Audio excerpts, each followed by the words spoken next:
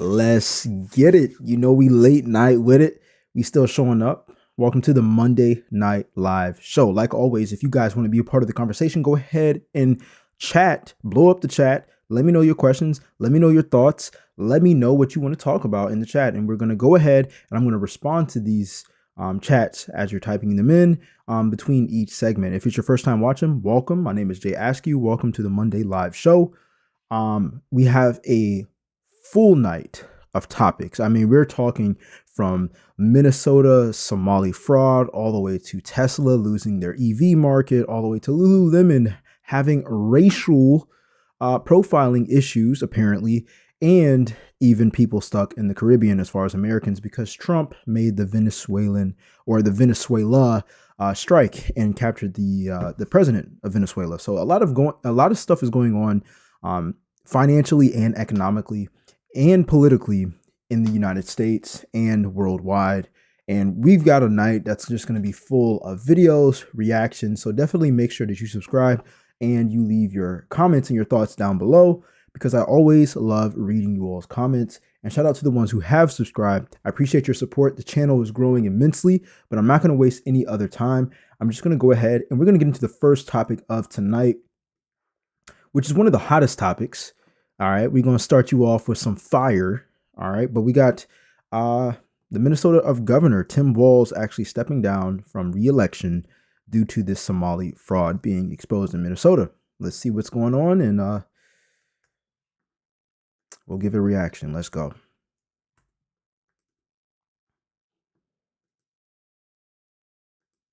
Big breaking political news out of Minnesota. Governor Tim Walz, who of course was the Democratic nominee for vice president in 2024, has ended his re-election bid for governor. He is not going to run for re-election. This comes as pressure has been growing around this widening welfare fraud scandal. Now, Walz has not been accused of any wrongdoing, but it has been a growing political headache. Let's get right to CNN Chief National Affairs Correspondent Jeff Zeleny. This is a wow this morning, or at least would have been if you had said it was going to happen, 2 or 3 months ago? That's right, John. Good morning. Even perhaps 2 or 3 weeks ago, the reality is Minnesota Governor Tim Walz had been insistent on running for a third term, which would have been unprecedented in and of itself. Minnesota has not elected a governor for 3 consecutive terms, but it is that deepening federal probe as well as this widening scandal. As you said, he is not implicated in this at all. This is actually somewhat old news in Minnesota. This has been going on for years and years. The prosecution started back during the Biden administration, but over the holidays, it certainly did widen. There was a right-wing influencer who posted a viral video on social media that quite literally went viral when the vice president of the United States and the FBI director leaned in on this, and it shined a brighter spotlight on really what had been some deep concerns among Minnesota Democrats, even about the wisdom of Governor Walz seeking a third term. They believe that this would hang over the entire re-election effort and perhaps even damage the Democratic Party, even though there is no suggestion that there was wrongdoing. However, this widening scandal happened on his watch, but we are getting his reasoning in a new statement this morning that's ahead of a news conference he's scheduled to hold in just a few hours. And let's take a look at one small portion of this, if we can, John. The governor writes this. He said, "As I reflected on this moment with my family and my team over the holidays, I came to the conclusion that I can't give a political campaign my all. Every minute I spent defending my own political interests would be a minute I can spend defending the people of Minnesota against the criminals who prey on our generosity and the cynics who prey on our differences." And the governor goes on. My thing is, how are you not able to see what was going on under your own party in your own state? It's not like you have to watch over 50 states and you're worried about other nations, right? You're responsible for what's going on in the state of Minnesota. There's no argument about that. So you're telling me your own people under you were pulling the wool over your eyes? That's very hard to believe. It's very hard to believe that you didn't even know any of this fraud was going on. You didn't notice a dollar was missing? Y'all, I'm not sure how much research you've done, but there has been almost the equivalent amount of money that Somali is worth, their GDP, which means their market value, meaning how valuable they are to the United States. There has been so much fraud in Minnesota that the GDP, I think it's like 9 billion. It's almost been 9 billion, almost $9 billion in fraud and taxpayer fraud in Minnesota alone. Now, if it's happening in Minnesota, you know it's happening in almost a lot of states. I can't say every state, but in a lot of states. How has Tim Walz missed out on almost $9 billion of taxpayer fraud? It just doesn't make sense. You live in the state of Minnesota. It just doesn't make sense to me. And I think this is a complete lie to cover his ass. And I think it's something to make it seem like he wasn't a part of it. You don't have to have fraud money in order for you to be part of it. You just had to know about it. I think he's playing innocent. What do you think? Let me know your thoughts in the comment section down below. On in quite a lengthy statement, which we expect him to read at that news conference, which is going to be happening at 11 a.m. in St. Paul, Minnesota. He goes on to take direct aim at President Donald Trump and allies of the president and Republican allies who have sought to make political hay out of this, if you will. Of course, they have a lot of this fraud is coming from some leaders of the Somali population in Minneapolis and Minnesota, longstanding members of the community. And the fraud goes back to the COVID time of federal money that was sent to the state of Minnesota. It was simply misused to the tune of the billions. So dozens have already been convicted. But again, the governor is taking direct aim at President Trump over this for politicizing this entire matter. Well, good morning, everyone, and Happy New Year. Like many Minnesotans, He's attacking Trump because of it? I was glad to turn the page on 2025. It was an extraordinarily difficult year for our state, and it ended on a particularly sour note. For the last several years, an organized group of criminals have sought to take advantage of this state's generosity. And even as we make progress in the fight against the fraudsters, we now see an organized group of political actors seeking to take advantage of a crisis. I don't want to mince words here. Donald Trump and his allies in Washington and in St. Paul and online want to make our state a colder, meaner place. They want to poison our people. Hold on. You guys are the bad guys here. We're not talking about Trump right now. We're talking about what was done in Minnesota.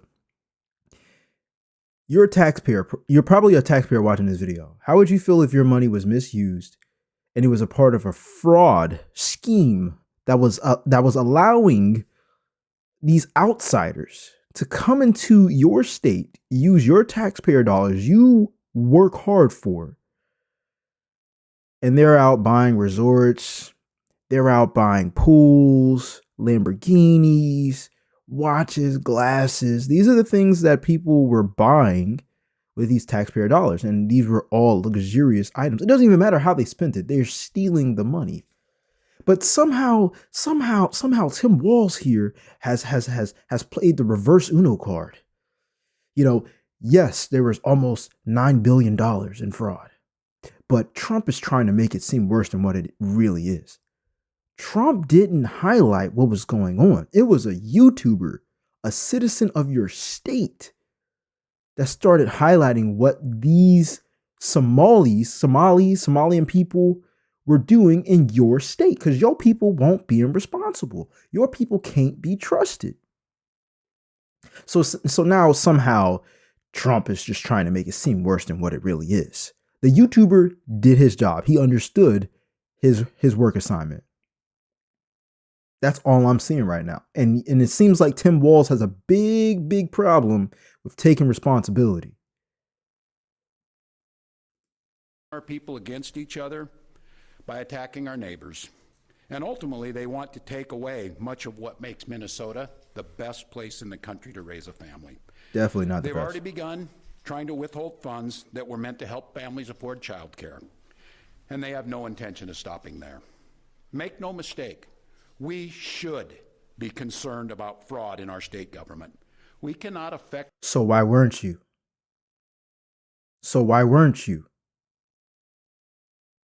effectively deliver programs and services if we can't earn the public's trust. That's why over the past few years, we've made systemic changes in the way we do business. We've gone to the legislature time and time again to get more tools to combat fraud. We've hired people we fired people who weren't doing their jobs. We've seen people go to jail for stealing from our state. We've cut off whole streams of funding in partnership with the federal government. But so here's my thing. It doesn't matter what you did. What matters is what you allowed to get by. Because you're just now just stating stuff that you know you did. It's like you're in a relationship with someone, right? Let's say I was in a relationship with a girl, right? And she cheated. And then it's like, well, our first month I didn't cheat. And the second month I didn't cheat. I stayed loyal. But the third month I cheated. It's like you're still a cheater. It doesn't matter. It doesn't matter. It doesn't mean that you're not going to be attracted to other guys. But your actions speak louder than your words. And you chose to step out and be unfaithful. Therefore, I'm not going to be with you. I get to say, you know what? I don't want to be with a cheater. You're a cheater.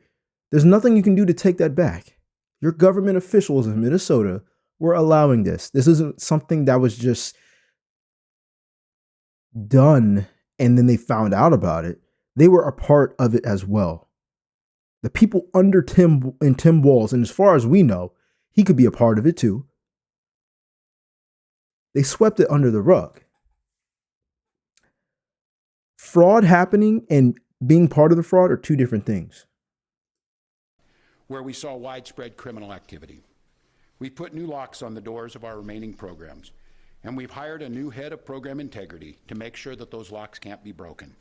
All across this state, Minnesotans are hard at work on this problem. Advocates, administrators, investigators are on the front lines defending the integrity of our state's programs, and I want to give a very heartfelt thank you to all of them. There is more to do. A single taxpayer dollar wasted on fraud should be intolerable.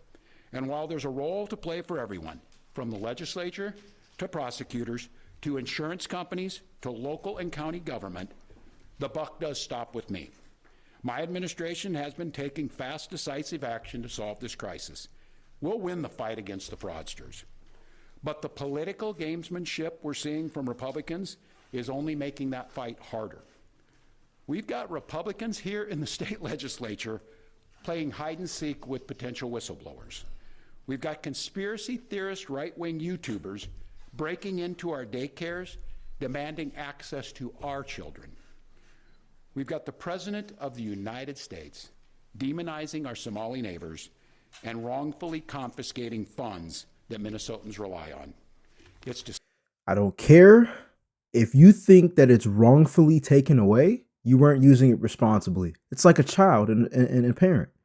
You weren't using it responsibly. You don't deserve it.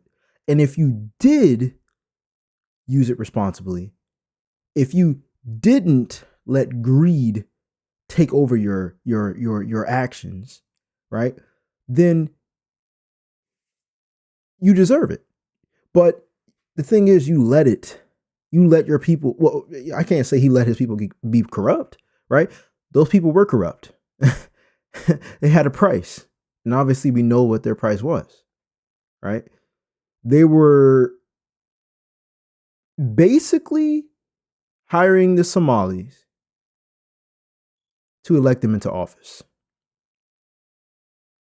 They wanted to stay in office. They wanted their vote, so they paid them fraud money that was paid by taxpayers. And he's sitting here reading a speech explaining why the president is taking away their funds and how it's not right because it helps so many families. Obviously, you got too much money to play with. And if it was helping families, you didn't need that much because you weren't helping the families that you were supposed to be helping with all the money. That money was being spent with people who were committing fraud. That money was being spent with other government employees. It's disgusting and it's dangerous. Republicans are playing politics with the future of this state. It's shameful. And I've said it before, and I will continue to say it. We welcome ideas from anyone, in any party, from any walk of life, who wants to help us continue to stay ahead of these criminals. And we welcome the involvement of the federal government. I am grateful to the career professionals at the U.S. Attorney's Office and the FBI who have been helping us fight this fight for years. But I cannot abide the actions of the political leadership in Washington. These opportunists are willing to hurt our people to score cheap points. Again, here we go. Talking about hurting people, but if your state would have never allowed this to happen, if your government officials in Minnesota never allowed this to happen, you wouldn't be having to say this at all. It's so crazy how grown-ups, grown-ass adults, as old as he is, and I say that in a respectful way, because I know we get a range of age groups on this channel. But I'm pretty sure he has a lot of wisdom in life. And he still has the urge to point the finger about how Washington is highlighting them. You can't be the bad guy and then be dictating how bad everybody else is making you look. You still did it. You had a choice. He's choosing to step down now. You should have chose to step down when you saw the fraud and held people responsible. You can't tell me he did not know that this was happening. They and their allies have no intention of helping us solve this problem, and every intention of trying to profit off of it. Imagine being able... Yeah, I thought he was actually going to give a speech that was more like, there's a lot going on, I'm going to step down. You know, what I did was wrong. I did know about it, and that's obviously he's going to incriminate himself. But honestly, I believe we're going to find out if he was guilty or not. But not this blaming stuff, man. That ain't it. That definitely isn't it. But let me know your thoughts on this in the comment section down below. And make sure you subscribe if you like this type of content.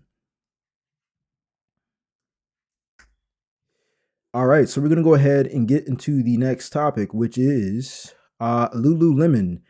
A black woman claimed that she was getting racially profiled. All right, so we're going to go ahead and pull up that on the screen. Make sure you subscribe if you like the content. Let's go.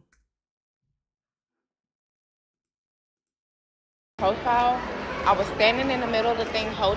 I just left your famous Lululemon, and it's true what they say. I was definitely racial profile. I was standing in the middle of the thing holding my thing. I was talking to a supporter. We were talking. He took the jacket out of my hand and said he's gonna take it to the back because it don't have a tag. I'm like, what?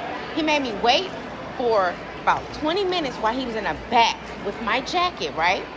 Then the lady was like, I'm so sorry he did this. She gave him the jacket. He tried to give me a jacket that had a stain on it, first of all. He said, trade for this one. Then when I said, no, I'm not taking that jacket because it has a stain on it. Then he took it and said, okay, right in front of the back, why the jacket had a tag on it the whole time. Now, I know I should never support it, but he tried to play me, y'all. I have never been racial profiled in my life. The man's name was Chase. It was horrible. The lady was like, she was apologizing from how I was just treated. She was apologizing. Y'all, I've never been racial profiled in my life. I feel weird. Like, my body is just, I should never support it, but I just did because he first of all, he's watching me the whole time. I ain't gonna lie, I'm not dressed my best today because I was in a rush for my kids. But I ain't never felt like that before. Lululemon, if y'all don't want us in there, just put a sign on the door. Tell the truth.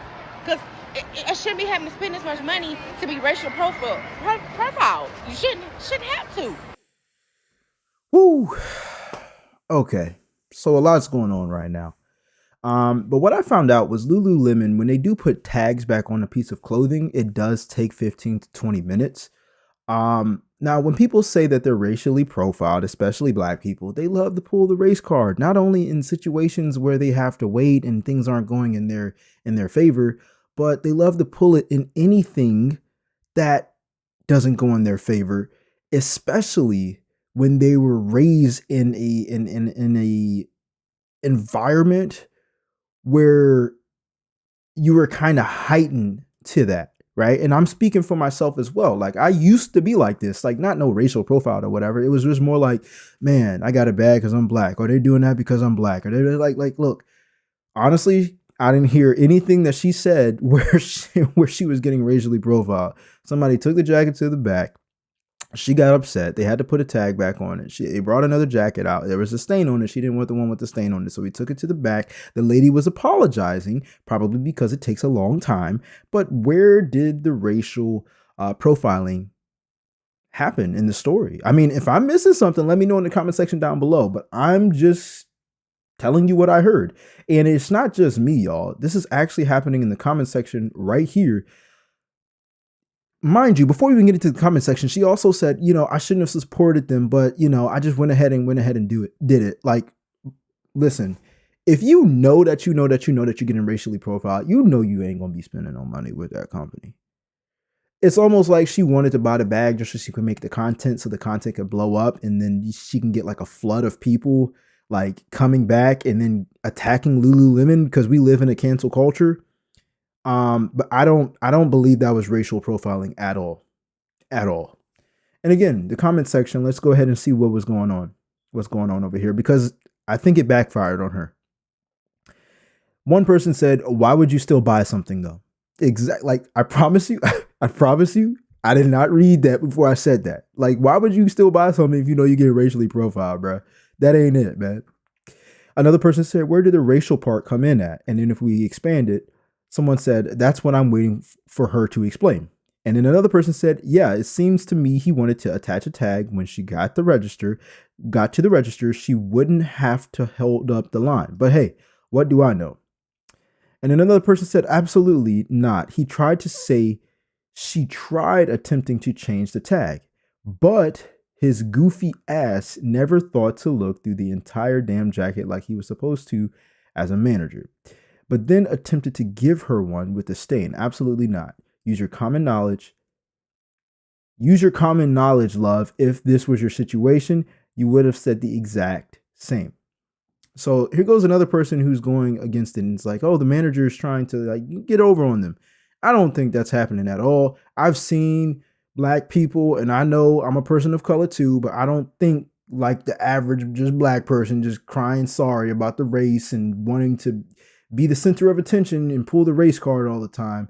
Sometimes it's you looking for some negativity. And I think this is this situation, but let me know your thoughts on this in the comment section down below, and subscribe if you like the type of content. But yeah, playing victim isn't ever going to help you.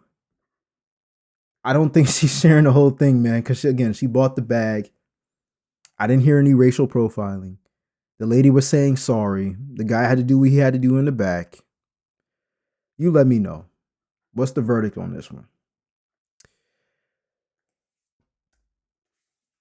All right, next up, we got Tesla losing the EV market. And Tesla is always in people's mouths. Just because, a lot of people hate Elon. A lot of people don't like electric vehicles. But I'm an electric vehicle owner. So, I would love to hear this type of news. So let me go ahead. Hold on one second. I don't know why it wants to play on me.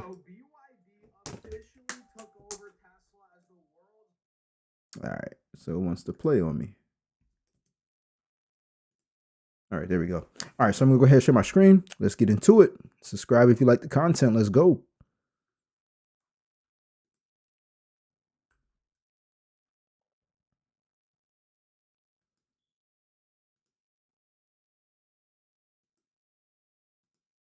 We have some news right now. Elon Musk and Tesla had some bad news today. Tesla is no longer the #1 electric vehicle manufacturer in the world, losing the title this year after a second year of slumping sales, according to the Associated Press. Tesla has been dethroned by its Chinese rival BYD. For reference, in 2025, Tesla delivered 1.64 million vehicles. In contrast, BYD sold 2.26 million vehicles. Tesla sales slumped 9% year over year, and it's primarily because customers are actively revolting over. So BYD. Yeah, so I didn't even mean to go to the next video, but whatever. So a lot of people don't understand that Tesla isn't a car company, it's a software company. All right, they're looking into the Optimus robot, they're looking into Grok, which is their AI. They got a lot of technology going on outside of just the cars. As a matter of fact, doing research earlier this year, they were really trying to, or in attempting to license their FSD, which stands for full self-driving, which makes Teslas drive by themselves without needing any type of driver interaction, right? So basically the car would drive itself, and they were trying to license it out to other car companies, but I'm not sure how successful that was because they said that car companies were denying it, but we'll see where that goes. But just to let you know, Tesla is a software company, not a car company. They build cars, but they build it around their software. All right. So consider them in the same bracket as Microsoft. Consider them in the same bracket as Apple. And another highlight of how we know this is because when they give their, I forget what it's called. When they go on an earnings call, right? For the people who are in the stock market, they announce, and they always have their earnings call around the time that these big tech companies that have software also have their earnings calls. So they consider themselves a software company. You have to see it as that as well, because a lot of people have a lot of drama around Tesla. And when you say Tesla, you just think of the cars, but it's actually a software company. That's what makes the cars awesome. The software. That's what, it's a big screen in the middle. It's software. So BYD officially took over Tesla as the world's largest EV seller. Yes, you heard that right, guys. So let's cover this and follow along for more. So preliminary sales data today showed that BYD sold more electric vehicles than Tesla in 2025, the first time in well over a decade. Get ready for this, guys, that any competing automaker has outpaced Tesla. And according to Tesla's recent numbers, the company sold 1.64 million electric vehicles worldwide in 2025, down 9% from last year's 1.79 million it shipped in 2024. And BYD, look at this, guys, they edged ahead by more than 600,000 cars. That's a lot. It's not 60,000, it's 600,000, closing 2025 with 2.26 million electric vehicles sold. So Tesla saw a decent drop from 2024 to 2025 in terms of EVs sold, and in comparison, you can see here, BYD, it was quite the opposite. They sold 1.7 million BEVs in 2024, and like I said, in 2025, they sold 2.25 million. Talk about growth. So at the end of the day, guys, yes, Tesla, they're getting beat by BYD, no doubt. But is BYD beating Tesla on the, AI front, robotics, automation? No, right? That's where Tesla still has BYD beat and the entire industry beat when it comes to their actual software, AI, technology. What did I just tell y'all in the other clip? You know what I'm saying? I don't watch these videos ahead of time. I watch them in real time with you all. The only thing that I do is usually read some of the comments just to see how the engagement was, just to make sure it was actually real information. But I'm telling you right now, Tesla is a software company. And even though BYD is ahead of, or was ahead of them for 2025, I believe that is largely accredited to Elon doing what he did in 2025. We don't even need to talk about that. You know what I'm saying? A lot of people literally went against Tesla because of that. Not only Tesla owners, but people who didn't own Teslas. They were king Teslas. They were out there, just basically Elon did way too much. Yeah, you don't want he was not the best publicly known CEO. Definitely hurt the brand. But do I think Tesla's going to die and go off and not be relevant in the future? Not at all. They're they're so far ahead, man. Like, these cars are not doing what Teslas do. I own a 2018 Tesla Model 3 long range, real drive, and it does more than the new cars out here that aren't Teslas, that are 2021, 2022, 2023, and 2025. It's so much with that car. And they give consistent updates. It just gets better and better and better. No matter how many people like to oppose Tesla about not being reliable cars, they're more than just reliable. All right. They're convenient. because you got no maintenance too.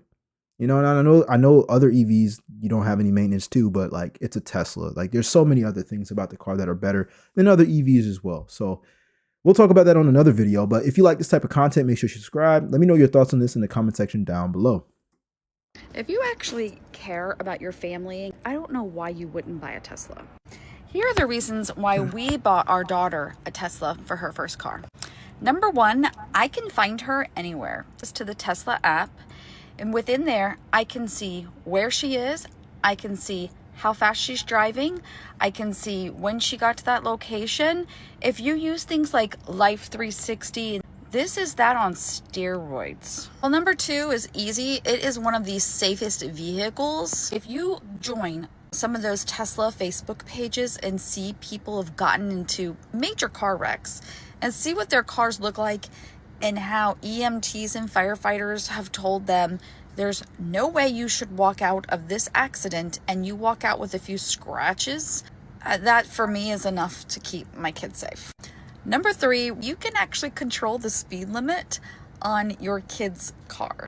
So there is a speed limit lock within Tesla. So you could actually, if you have a child that has a lead foot, you could actually help them go a little slower. And a bonus one is I don't have to worry about her running out of gas. You may hear these horror stories where people go down to 0%.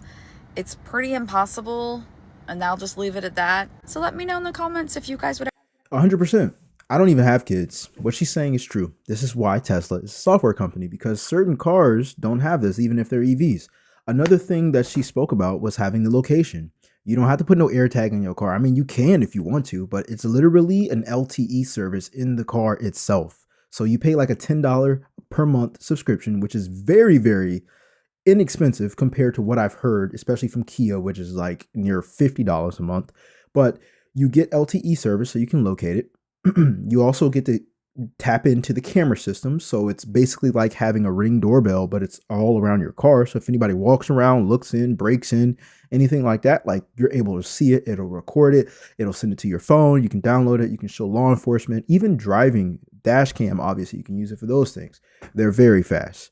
So you can literally make sure you make a maneuver real quick if you're ever in an accident or a near miss.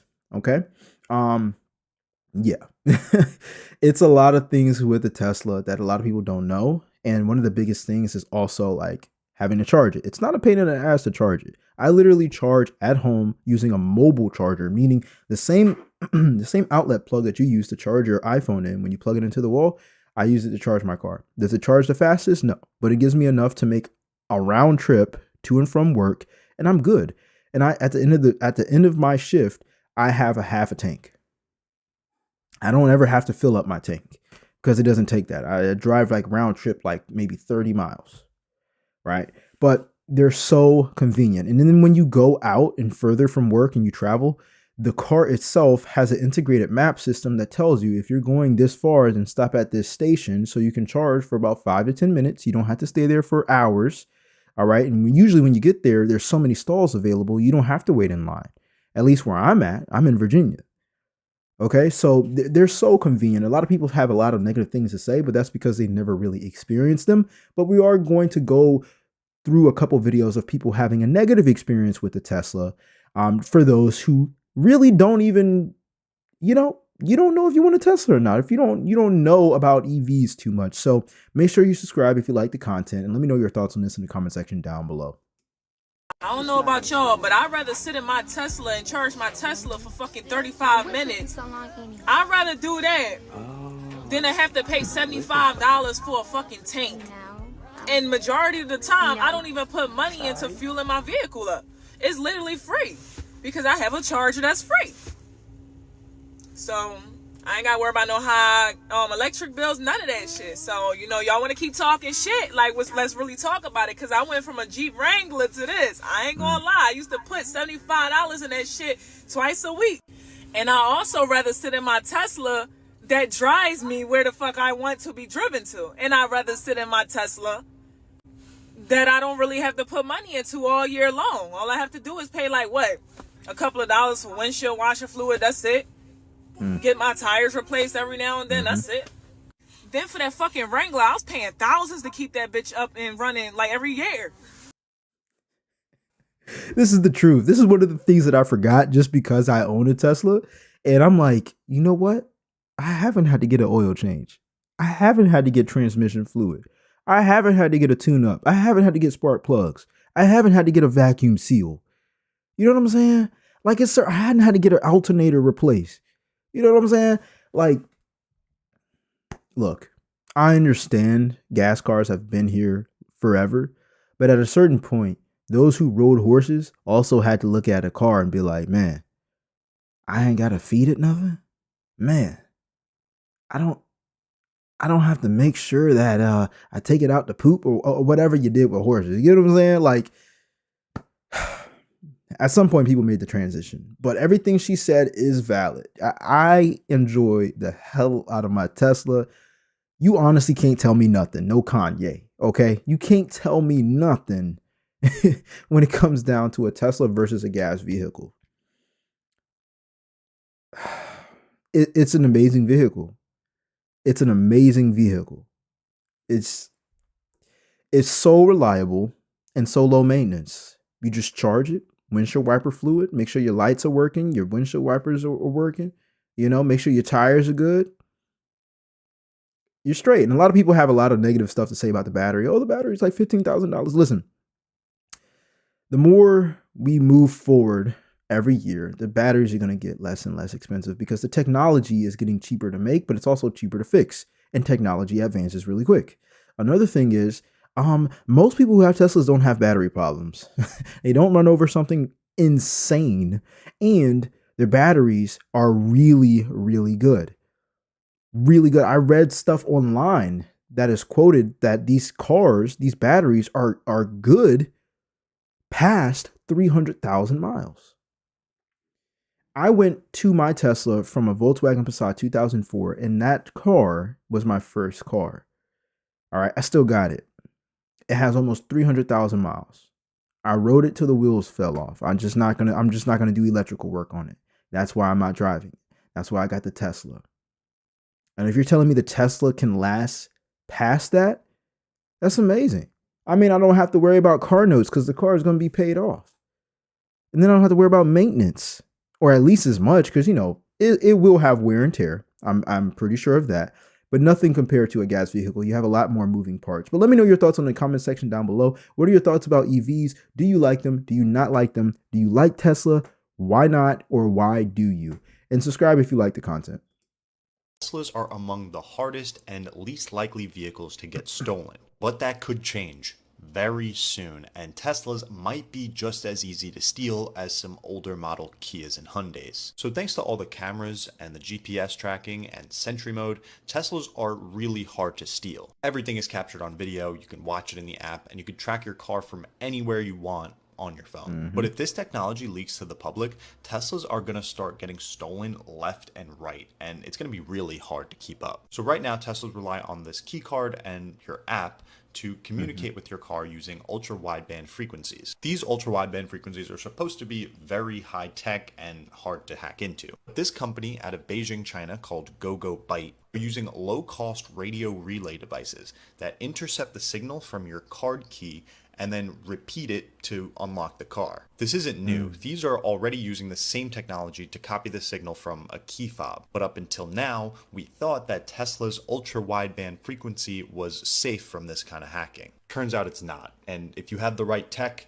it's going to be pretty easy to steal these computers on wheels. According to GoGoByte, Teslas are among the... All right, so it just sounds like they have some type of reader. I'm just going to show you this right here. I'm glad I actually got it beside me. It's an RFID wallet. Now mine is a little different because it doesn't look like an average wallet, but it is actually a wallet. It's like you can clip it to your side of your waist. And then when you turn it this way, you can have all your cards pop up like that, right? So I'm not going to, y'all can't see the numbers, but yeah, see? So I'm a techie, you know what I'm saying? But it blocks card readers. So get an RFID wallet. And the only time you pull out your Tesla card or your fob or whatever is when you're in your car. And I'm not sure how people are going to pick that up. So you get your card, Don't keep it in your pocket, okay? Because people can walk by and scan it.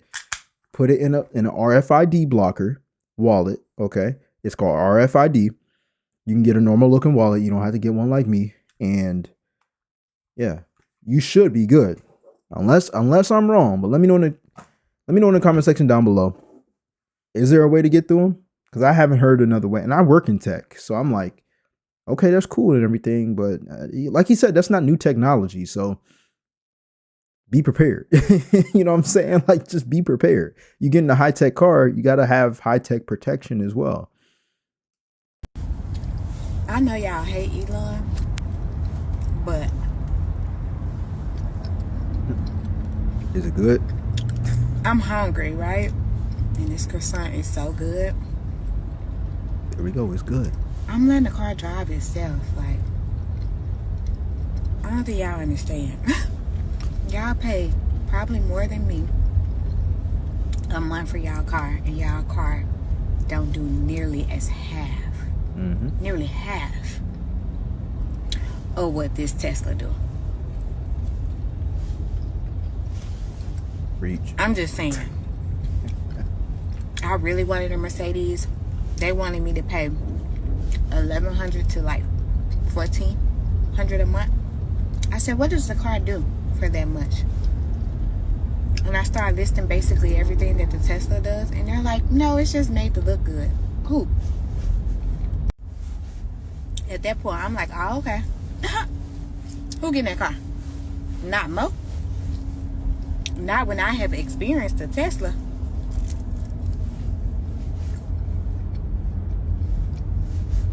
Y'all, it drive good too. Y'all make it say what y'all want to say. Better than a human.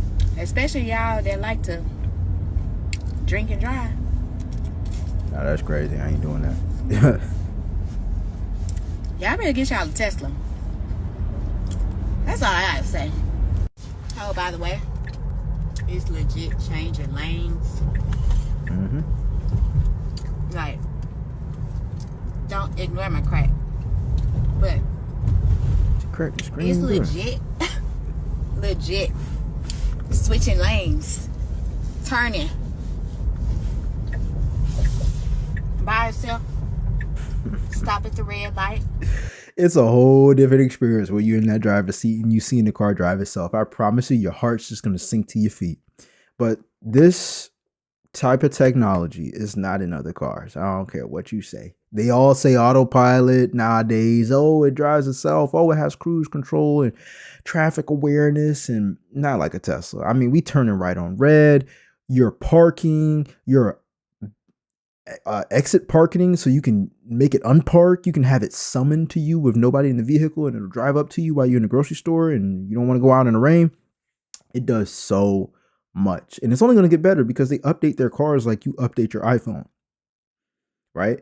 But this is one of the reasons why people really don't like them as well, because it's like, well, I don't trust the car. Well, you don't have to put it in autopilot. I hope you know that. It doesn't take control of your driving unless you initiate it. I hope you know that. I hope you know that there's an off switch to it. I hope you know that.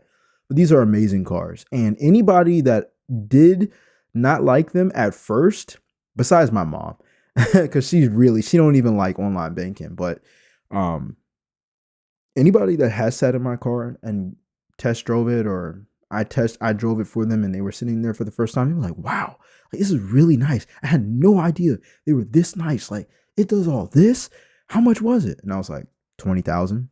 Because I'm gonna get mine used. She got the new one, which is probably around 35,000 and above, but I'm not paying a new car price. They all technically do the same thing, and I'd rather get a used one. I got mine used for like 21,000 at about 65,000 miles.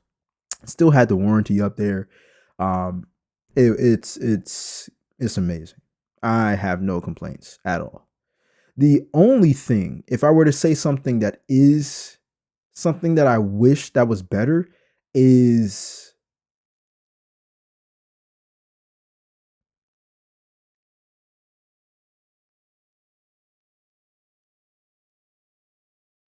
that all of them would get the same type of updates. Because the only difference is, let's say, okay, I'm going to bring this into the iPhone world, right? Let's say this is an iPhone 15 and this is an iPhone 14, right?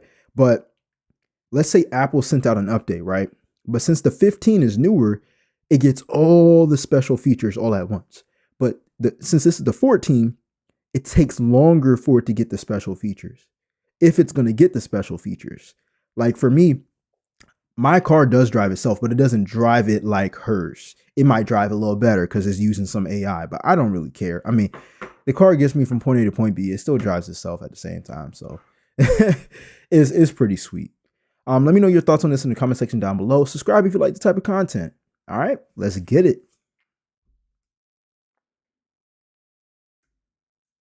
All right, my people, next up, we're going to go ahead and cover Costco returns because people are definitely taking advantage of this Costco return policy during the Christmas period.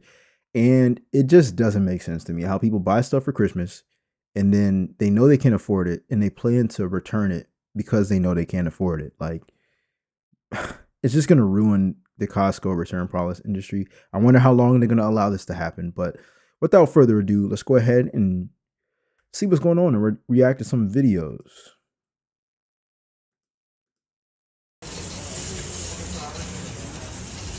Christmas is over. Here's what people return to Costco. Now, we know not everybody in here is returning something just to get their money back, because that's a whole couch. I can't imagine that, right? She returning chairs, bro. Are those chairs? How to use the chairs? You know what I'm saying? What's wrong with the chairs? What's wrong with the chairs, bro? What's wrong with the chairs? People literally abuse the hell out of Costco return policy. I did not know this. I don't even have a Costco membership. I'm good. If you can't afford something during Christmas and you got to return it because you couldn't afford it, you didn't need to get it in the first place. Could have bought some stocks with that money. You know what I'm saying? Stop trying to fill up the stocking and fill your stocks up.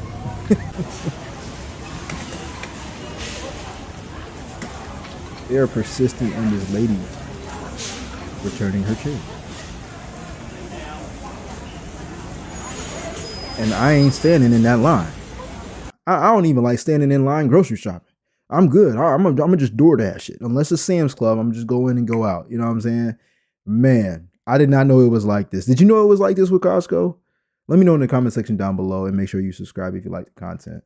Costco's return counter is already piled up. More and more consumers after Christmas are returning fully used Christmas trees, sofas, and other furniture to Costco, taking advantage of the company's generous return policy to use them for free for the entire holiday season. These items clearly aren't defective. Boxes are torn apart, branches bent over and over again. Costco's return policy was originally built on trust that customers wouldn't treat consumer protection as a loophole. In the end, the ones who pay the price are never Costco, but ordinary customers who follow the rules. Costs go up, prices rise. As long as the rules don't explicitly say you can't do this, some people feel justified in abusing them. Christmas trees stop being products and turn into holiday rentals. Use them, return them. No guilt, no hesitation. This isn't fraud, but it's slowly killing good policies. So the question is, are these behaviors exactly why we're losing consumer-friendly systems? 100%. I say a 50-50 with that, because honestly, not everybody's going to do this. I know my family kept their Christmas tree and still do for years, but we can obviously see that tree rental is probably going to be a thing of the future. Not because they want to rent them, but because people are treating it like a rental. If they're going to get their money back anyways, and they might as well get the tree back, and you just, you lose your money, it's going to be a little cheaper. But yeah, I've never shopped at Costco, man. So I don't know how long they've had this policy, but let me know in the comment section down below, how long has Costco had this policy? Because if it is young, I can't see it lasting long at all. Especially if this becomes more of a trend outside of just Christmas. Like, we know Christmas, people spend more money in that season accumulated more than the rest of the year. And so if they're willing to do this for Christmas, just wait until the prices go up on other things. You already know on this channel, we be watching videos of people complaining about prices, finances, the economy, this, that, and the third, but themselves and why they can't make more money, why they haven't invested into themselves, because that's what it really takes. You're your own investment. But let me know in the comment section down below. Do you think Costco is going to get rid of their return policy like this? Because I'm pretty sure they did not create it for it to be used like this. They getting they getting bamboozled. They're gonna ruin it for everyone. I'm just reading the comment section right now. They literally going to ruin it for everyone. For the people who aren't even shopping for Christmas.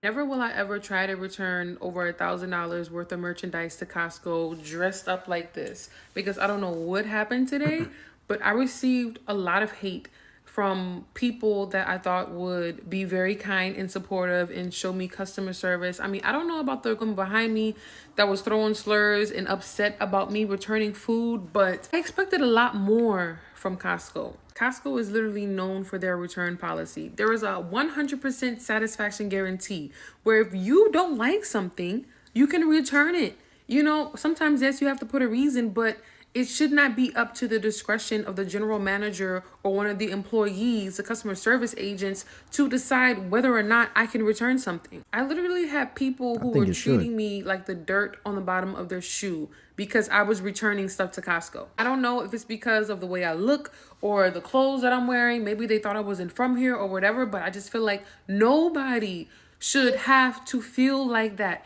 ever in any establishment just because they're returning something. It's been almost 3 hours since I left Costco and my cortisol level is still so high. Like, I just feel so stressed out because of that. I felt like my life was in danger when that woman was screaming at me, but because I was returning food. They almost sent me back home with a full cart of things that I had to return. And it was almost like they were looking down on me because, oh, well, you should have returned it earlier. And I told them, well, I don't have a cart. Like, my dad had to take off to be able to bring me to Costco so I can make these returns. The whole situation made me feel really small. It made me feel very disappointed. And I feel really despondent at the way humans treat each other in this day and age. They kept accusing me of abusing the return policy. But it's gonna look like that, right? Now, maybe she is innocent, but it's gonna look like that. And people are like this in traffic. You know what I'm saying? You at a red light and it turned green for 2 seconds. If you don't move your car, if your brake light don't turn off, they honking at you. So people, I believe what she's saying. They probably were fussing at her, but how many items did you really bring back and why? Like, I do believe that the general manager should be asking, why are you bringing it back? And it has to be justifiable depending on how many items you're returning because, well, that product has to be either recycled back to the company they got it from or has to be resold. But why are you bringing it back? What's wrong with it? Is it spoiled? Is it mold on it? Like, what's going on? You know what I'm saying? If you're bringing back a whole basket of stuff, that does look suspicious. I don't care what anybody says. That does look suspicious. It looks like you're about to buy stuff, but you're returning a lot of stuff. What's going on with you? You know what I'm saying? Not just the groceries, what's going on with you?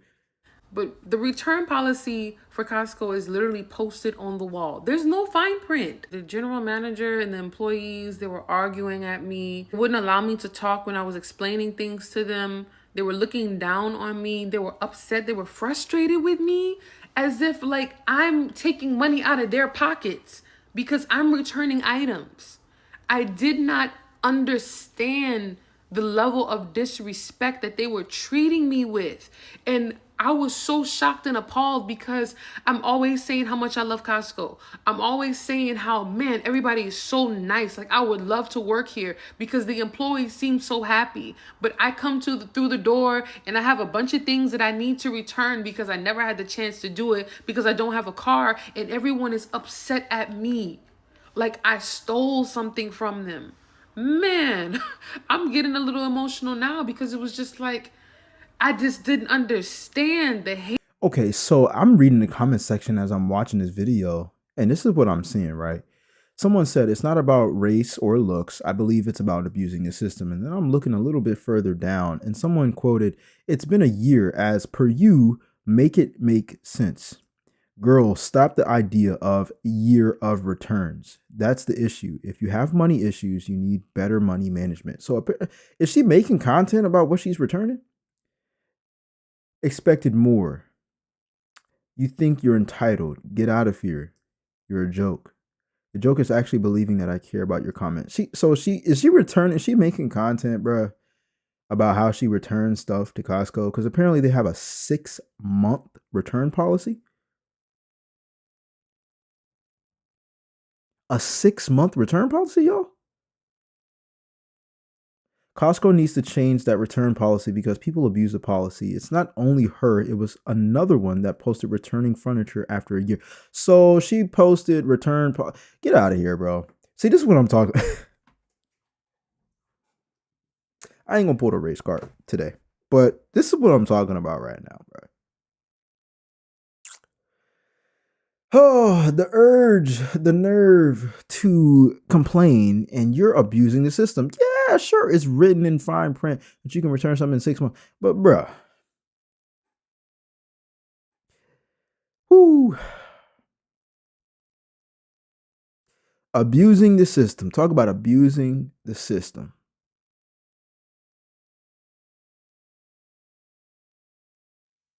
Where do you draw the line? Would you want someone to do that to your business? Costco needs to get rid of that policy. And it ain't gonna be no arguments. It ain't gonna be no, oh, you brought it back on the 5th month. You know what I'm saying? Like, nah, they need to remove it.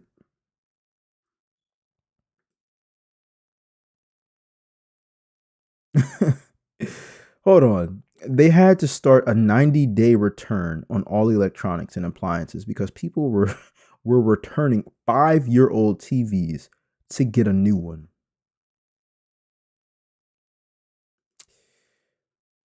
Y'all heard it correctly, man. 5-year-old TVs. We're done here. We know why you was getting fussed at and why you was feeling disrespected. Because a respected person doesn't do something like that. How do you see yourself doing something like that? You know you getting over. You're not doing it because you genuinely have to return it. You're doing it because you want to and you want to abuse it and you want to get your money back. But it's like, man, this is a guy. Look, this is exactly what happens when you have a certain policy like this. You attract people like this. You know, I love business, but this is why we have to have certain rules and regulations and terms and conditions because of people like this, man. And shout out to the creator. You know what I'm saying? I'm gonna tag her in the comment section or the description down below. But this is a trash mindset. It's a poor mentality. It's a victim mentality. This is why I make videos like this, to pull out the BS. So if you like this type of content, make sure you subscribe. Make sure you keep watching. Because the more and more I hear about this, and then people be talking about, oh, the price of this and that and third, and so you're abusing the system. Why do you expect the system to treat you well? You're abusing the system. Call me crazy, but I just got done returning my 2 and my 12-year-old's Christmas presents this year to pay rent.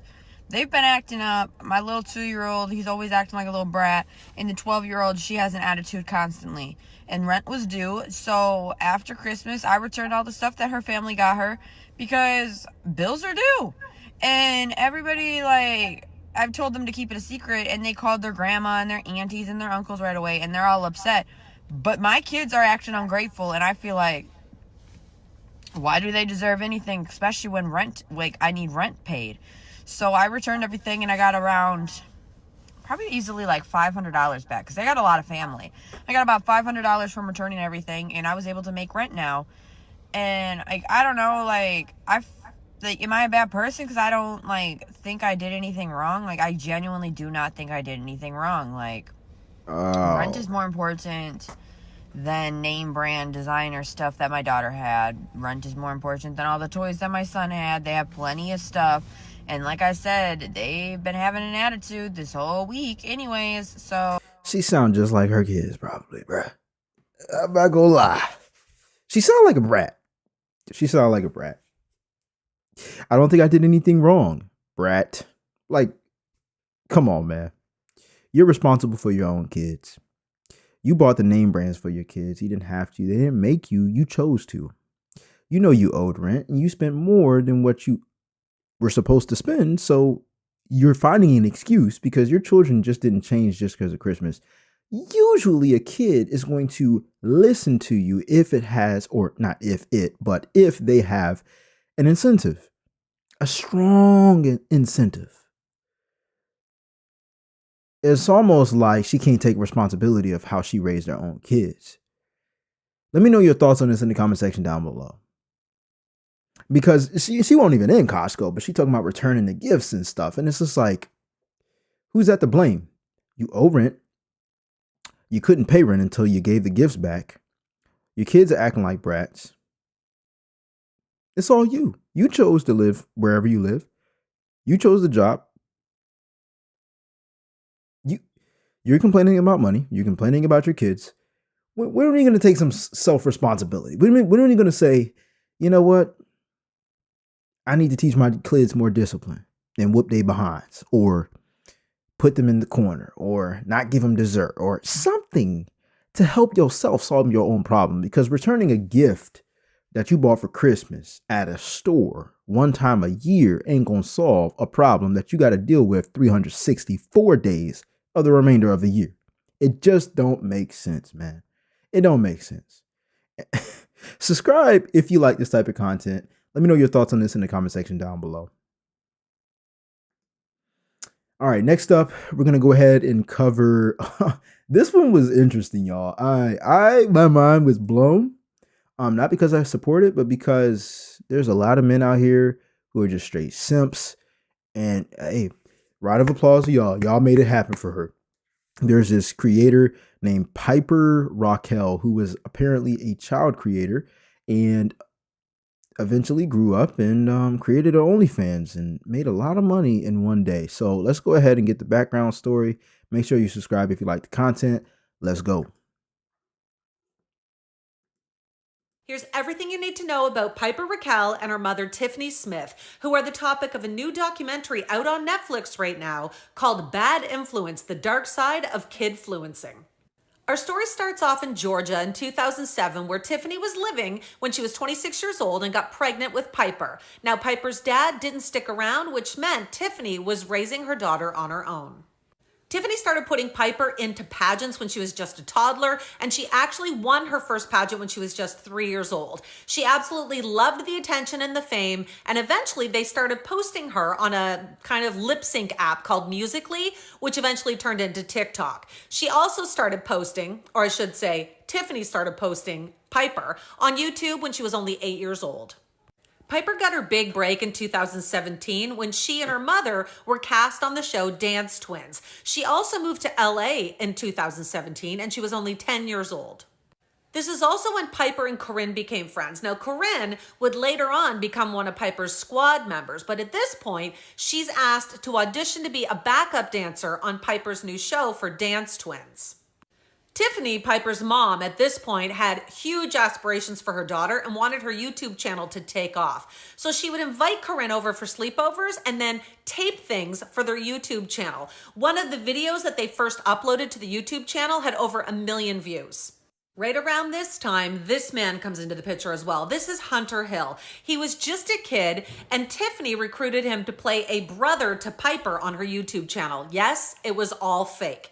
So Hunter tells a friend that he's actually getting with Tiffany, ends up moving in with Tiffany, becoming her boyfriend, and then completely takes over the production and directing of all of Piper's YouTube channel.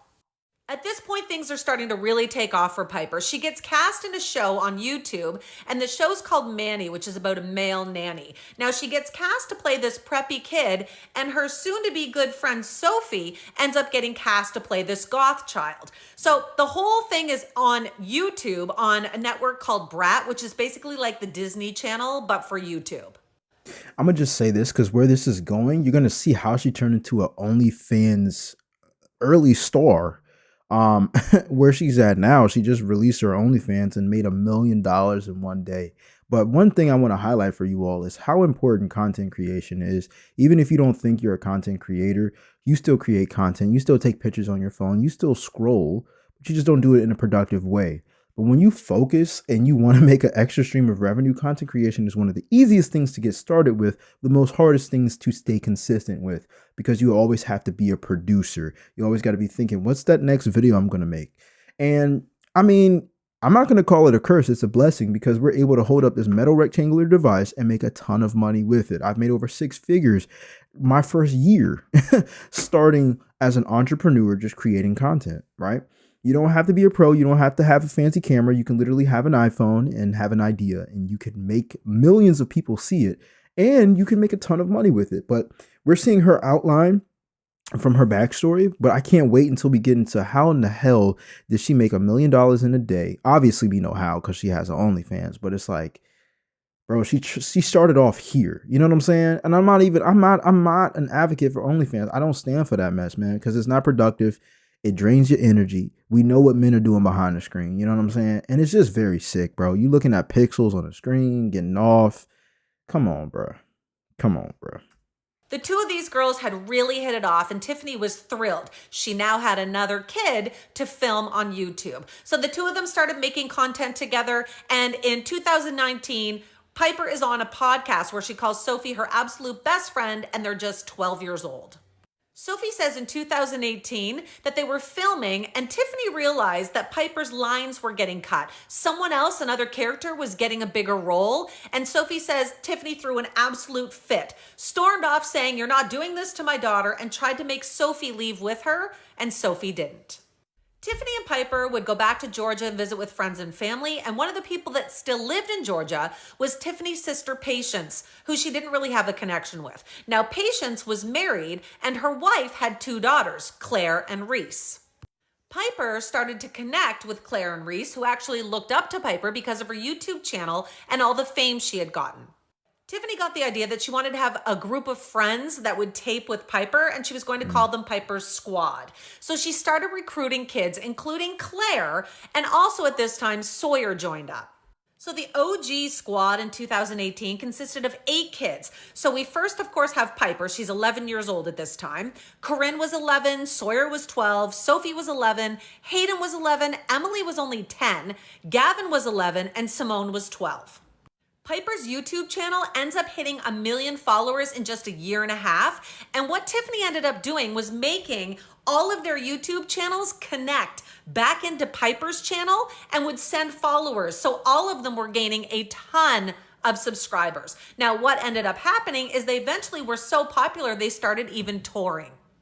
It ended up coming out that these kids were filming around 10 to 15 videos per day for these YouTube channels. They'd end up starting filming at around 11 a.m. They'd go till 1 or 2 a.m. in the morning. Then they'd go to sleep for a few hours and have to get up for some schooling at 6 a.m. and then start filming again at 11 a.m. Now, a lot of them started to not like this, of course, and some of the parents were having issues and started to pull the kids out of the squad.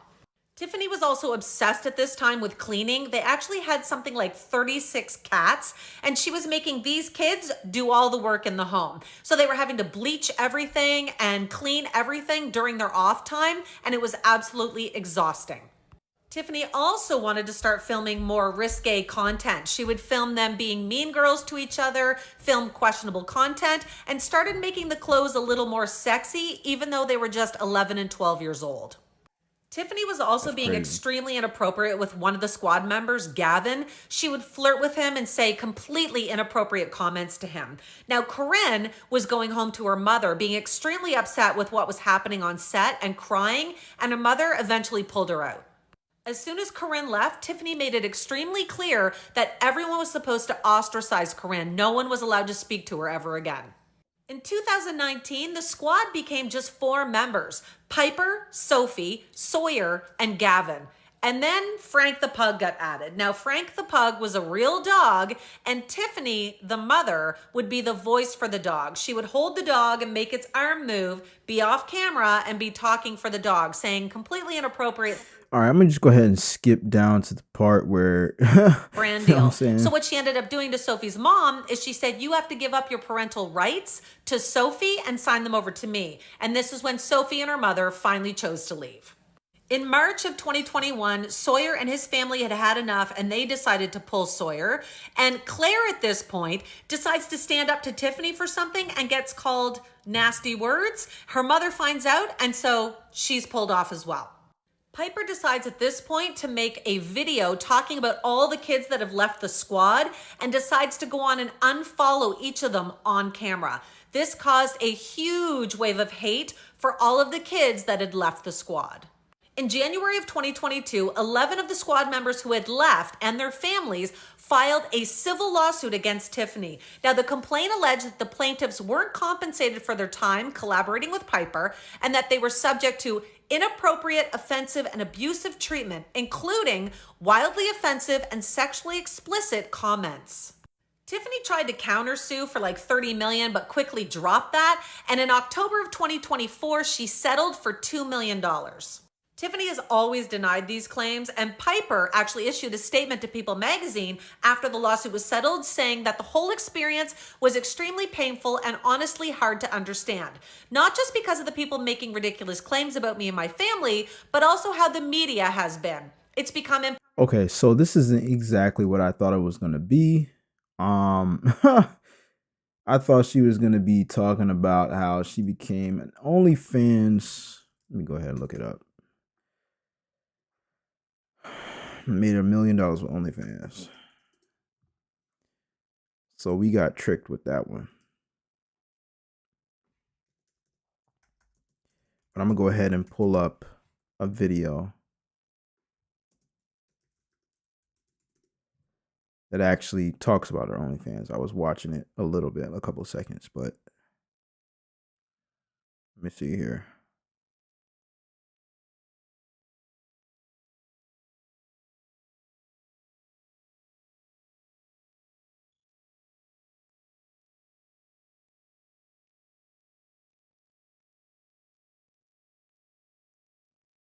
Because what we got was basically her life story, man. I'm trying to see how she made $1 million a day.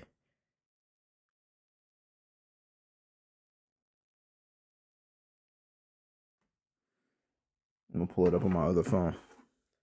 My bad, y'all. Because I had a second one too. And I had a second video, but I removed it because I was like, this one's gonna be like 9 some minutes, man. That was a waste of time.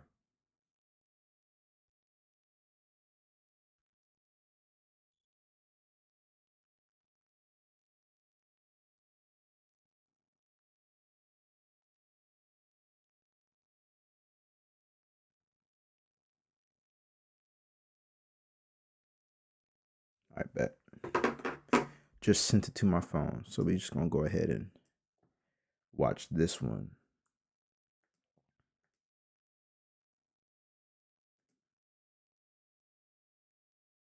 I knew Piper Raquel was going to start at OnlyFans the second she turned 18 as soon as I found out about her a couple months ago. And the reason I knew this was going to happen is nothing because of her own doing, because she's a child, but simply because of how much control her parents had over her social media. If I'm not tripping, I'm pretty sure in her bio it was like account run by mom or account run by parents or something. And I know there was a whole documentary about like her being like this child star and her being posted on the internet. And as a child, the only people who could post you on the internet is your parents. And we have seen this happen before with Lil Tay, Bad Baby. But I feel like this has more parallels with Lil Tay because her parents and her brothers were running her accounts and telling her what to do and shit. And I feel like this is just the new modern way to profit off of the sexualization of your children. This is like the step above human trafficking for the modern audience. Because how is it okay for you to advertise your child, post them online for all 17 years of their life, and then leading up, not even the day after, literal minutes after they turn 18, which means some of these pictures gotta be at least whenever they were underage. Because how are you taking these professionally posed pictures like minutes after they turn 18? We'll talk about that later. But how are you going to advertise your child for years, and then the second that they turn 18, have them post themselves naked on the internet behind a paywall? That's strange. That's really strange. And I think we need to start arresting these people. And if we're not arresting these people, somebody has to go outside and beat these people up. I am not putting any Facts. That is literally like child trafficking. You know what I'm saying? She made a really good point. I wasn't expecting her to break it down like that, but she made a really good point. Like the parents plotting until the child turns 18, trying to make them a child star. And then when they get 18, a legal age, they go ahead and exploit the child. Like, because OnlyFans pays that much money to where it influences a parent to build a fan base until they're allowed to have some explicit content. That's crazy. That most definitely is some form of trafficking, but that's sick. It really is.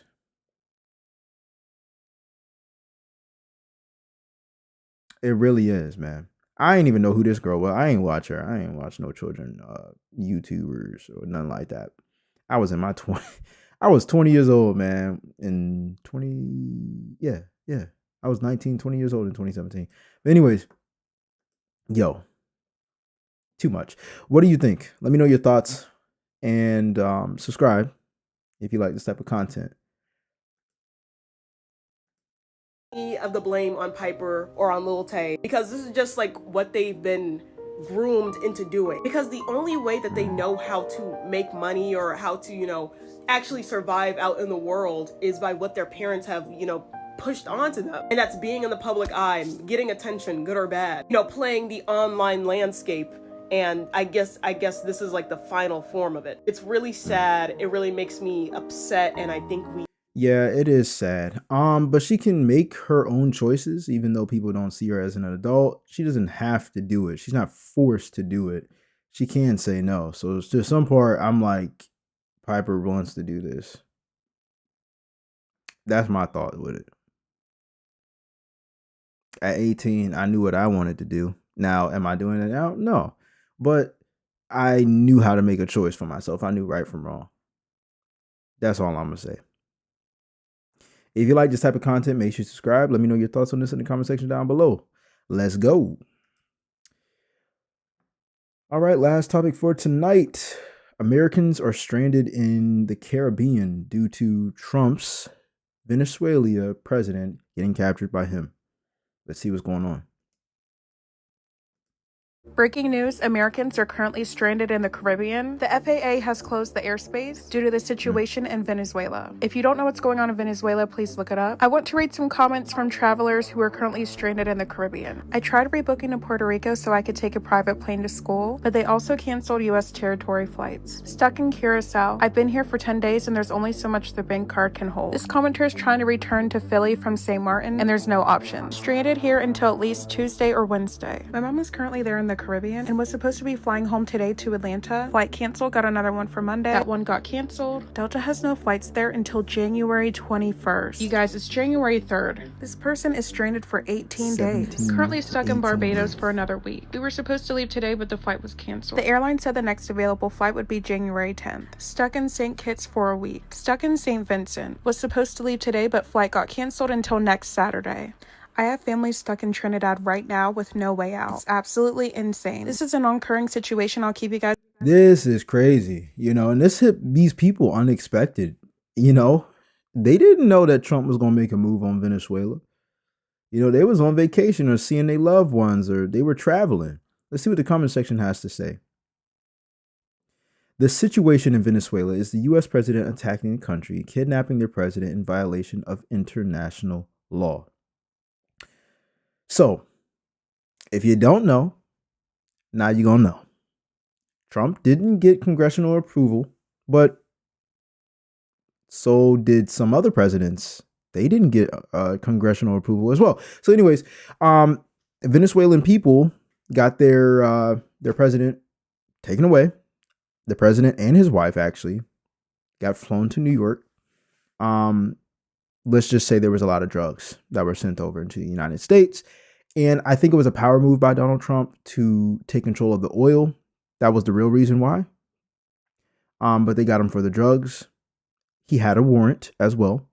I'm talking about the president of Venezuela. He had a warrant as well. The flights are canceled because of that reason. And they also sent missiles. It was a whole operation they had going down. So it was crazy. But that happened a couple days ago. So you can see how it affects people's lives and the economy and whatnot too. So it's pretty crazy how it affected people who were on vacation. I wasn't expecting that. One person commented, "Why are MAGA visiting another country if America is so great and they hate immigrants?" Look, every president always involves themselves in something that's overseas. You know what I'm saying? Like, this isn't the first time, man. Like, people be tore up. You know what I'm saying? Like any other president didn't do something overseas. It happens. Okay? It stuff like this happens. The fact this is happening is not a good thing. The Caribbean shutting down like this, they are getting prepared ish, is about to get so freaking real for dude in MAGA. Yeah, but it was actually lifted. Like, it's not even in play anymore as far as like cancellations. So let's go ahead and see what another person was experiencing while this was happening. This is an update. Hi guys, my name is Bridget. I'm from Cleveland, Ohio.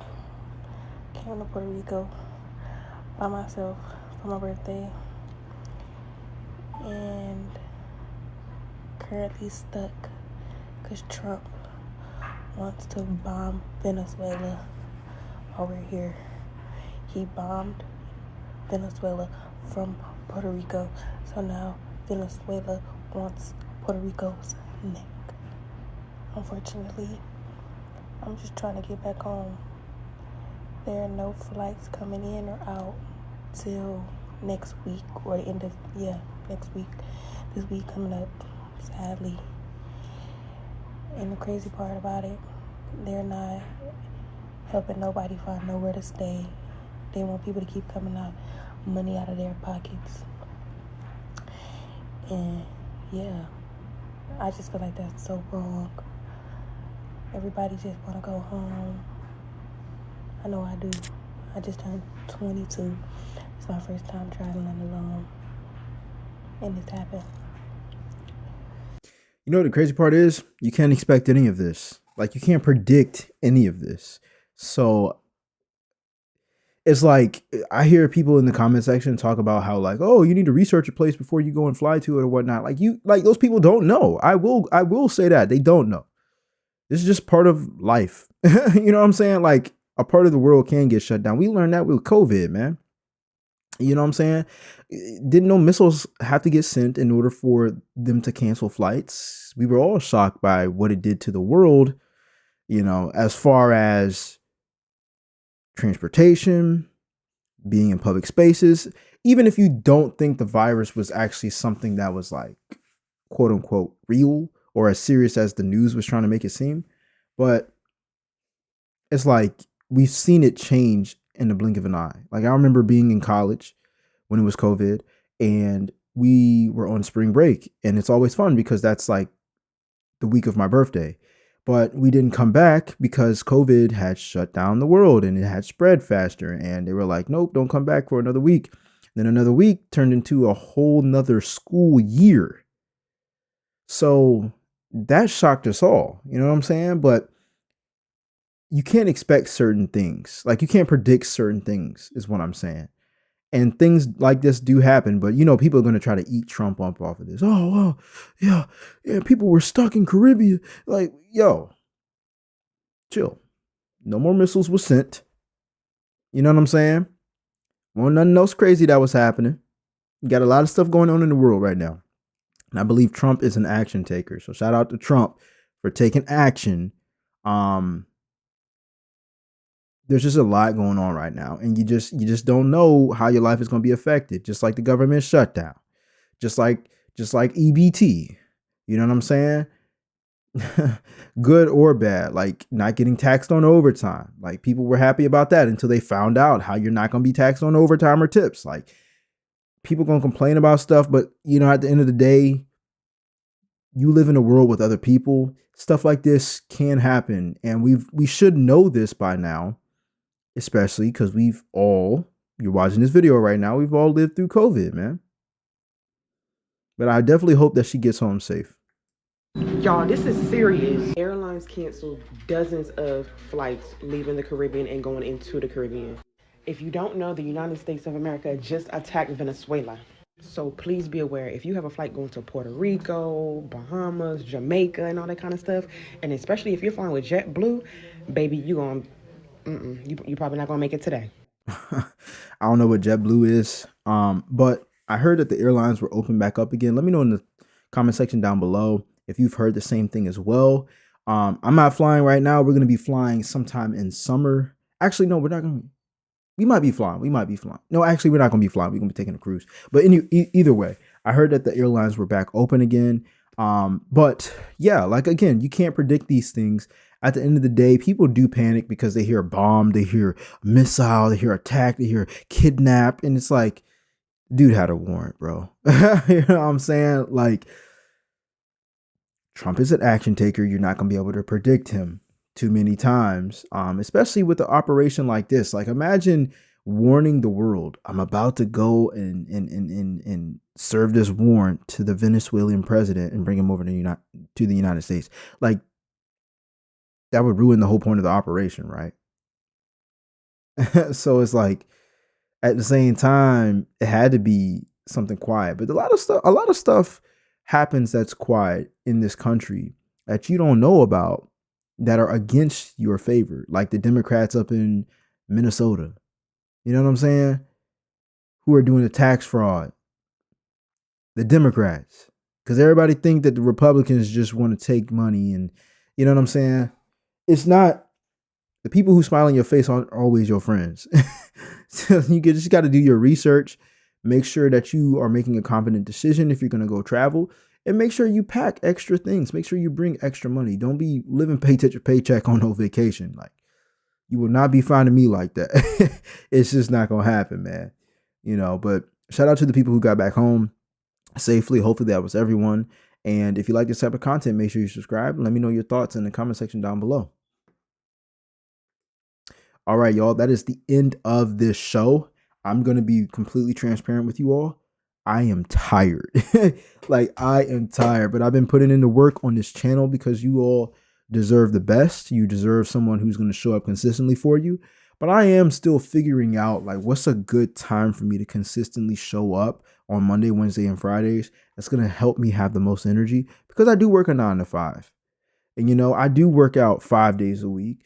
And I do this show, which is usually an hour and a half to 2 hours. And we do all the clips, we do all the editing, we do all the uploading.